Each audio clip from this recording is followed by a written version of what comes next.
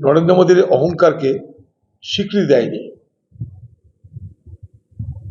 RSS মনে করেছে মোদীর এই অহংকার চূর্ণ হওয়া দরকার। যেটা দেখা যাচ্ছে সেটা হচ্ছে এই যে বিজেপি পার্টি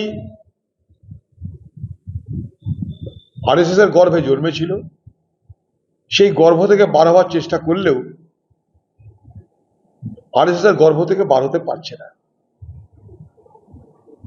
আরএসএস ছাড়া বিজেপি পার্টি ভারতবর্ষের ক্ষমতায় সে কেন্দ্র হোক রাজ্যে হোক টিকে থাকার সম্ভব না, সেটা বুঝে নির্বাচনের ফলাফলের পর থেকে মোদিজি মোহন ভাগবতের সাথে দূরত্ব কমিয়ে আনার চেষ্টা করছে। এটা তারই প্রতিফলন। আরএসএস এর মঞ্চ থেকে প্রধানমন্ত্রীর বক্তব্য, তাকে কটাক্ষ করলেন কুণাল ঘোষ। তিনি বলছেন, চাপে পড়লে বেড়ালও গাছে ওঠে। বেড়াল চাপে পড়লে বেড়ালও গাছে ওঠে, একটা প্রবাদ আছে, আমি বলেছি। ভাব সম্প্রসারণ করা আমার কাজ নয়।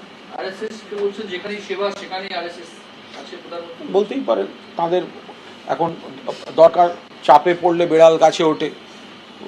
ফলে ওনার যেখানে যাওয়ার যা যা বলার ওই একটি উত্তর, চাপে পড়লে বেড়াল গাছে ওঠে। আরএসএস এর মঞ্চ থেকে কংগ্রেসকে নিশানা করেছেন প্রধানমন্ত্রী। তিনি বলছেন, দেশবাসীকে ছোট করে দেখানোর জন্য কংগ্রেসি আইন আনা হয়েছিল। রাজপথ এখন কর্তব্য পথ। আজ উন্নতির পথে এগিয়ে চলেছে দেশ।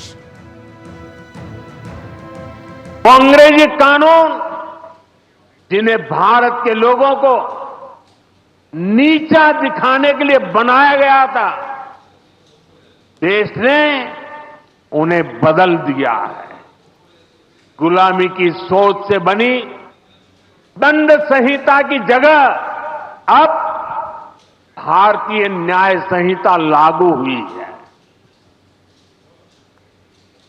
हमारे लोकतंत्र के प्रांगण में अब राजपथ नहीं, कर्तव्य पथ है। মালদার মোথাবাড়ি যাওয়ার পথে রাজ্য বিজেপি সভাপতি সুকান্ত মজুমদারকে আটকে দিল পুলিশ। মোথাবাড়ি যাওয়ার 3 কিলোমিটার আগে সুকান্ত মজুমদারকে আটকালো পুলিশ। পুলিশের সঙ্গে বচসাও হয় সুকান্ত মজুমদারের।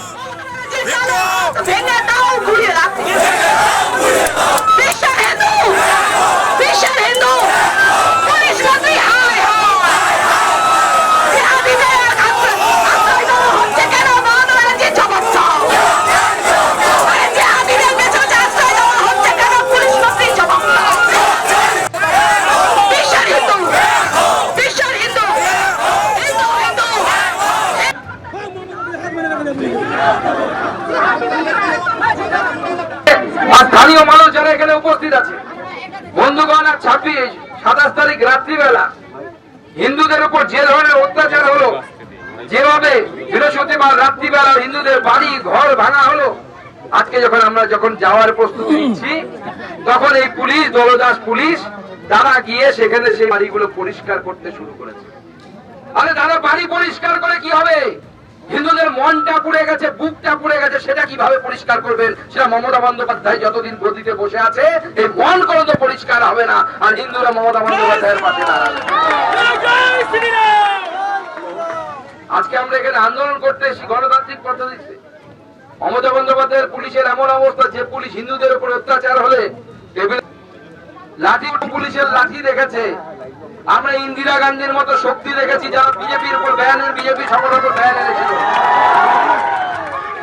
আমরা ওই মুসলিম ছেলেটার মতো হয়তো বলতে পারবো না, আমাদের শিক্ষা রুচিতে বাধে, কিন্তু আমরাও প্রয়োজন পড়লে ওরকম লাঠি পুলিশের অনেক অনেক জায়গায় ঢুকিয়ে দিতে পারি, কিন্তু আমরা বলবো না। দেখাতে আসবে না, যদি দম থাকে। আর যে ছেলে এই কাজটা করেছে, আমি পুলিশকে পরিষ্কার বলে দিতে চাই, পুলিশ যদি তার বিরুদ্ধে ব্যবস্থা না নেয়, ভারতীয় জনতা পার্টি জানে তার বিরুদ্ধে কি ব্যবস্থা নিতে হবে। তাকে প্রয়োজনে রথবাড়ি মোড়ে নিয়ে এসে ন্যাংটা করে